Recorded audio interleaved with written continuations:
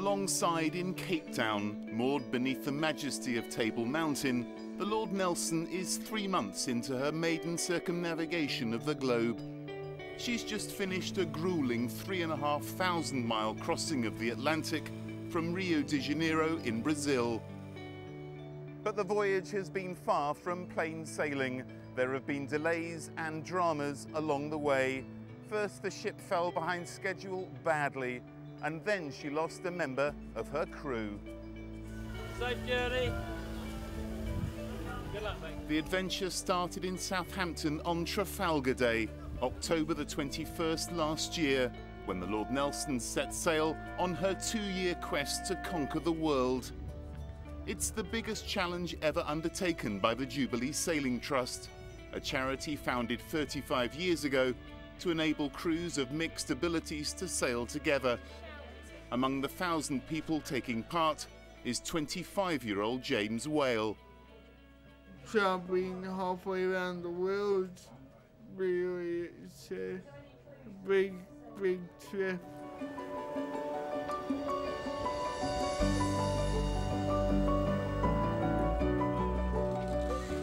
The first leg across the Atlantic was relatively uneventful, and the ship arrived to spend Christmas and New Year in the spectacular surroundings of Rio. On the way out to join her there was 21-year-old Kyle Baker, an ex-soldier who was shot in the back in Afghanistan in 2009.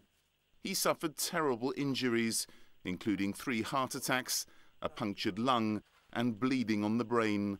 During his months in hospital, he met Prince Charles and even showed him the bullet that nearly killed him. Now he's medically discharged from the army because of his disabilities. He's one of many injured servicemen being funded to take part in the voyage. It's hoped the experience will help them adjust to their changed circumstances. I'm looking forward to just the experience. Like when you're on there, the people you meet, you know, you're on a ship for 40-odd days together. So you do get like proper good bond. And it's like, I don't know, it kind of reminds me of when I was in the army, you know, with like the watches and you in your watch and you do everything together. I've got a huge admiration for Carl. He's one of our most badly injured soldiers. He's been through an awful lot over the last few years, and he's so positive and he's so cheery, and he never feels sorry for himself. Kyle and the ship were due to set sail for Cape Town shortly after seeing the New Year's Eve fireworks on Copacabana Beach. But she got embroiled in a bureaucratic tangle, which meant she was stranded for 10 days, waiting for a delivery of oil for her engines. Frustration was the biggest problem. I was hugely frustrated and everybody else was hugely frustrated, and you just feel helpless at not being in control of the situation and not being able to do anything about it. While aboard, James Whale gets to climb the mast. He's an enthusiastic sailor. He's signed up for 4 of the Lord Nelson's 10 legs around the world.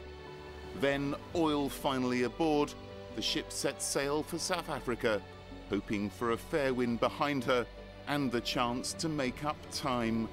But more unexpected dramas lie ahead. Richard Jones, ITV News, Cape Town.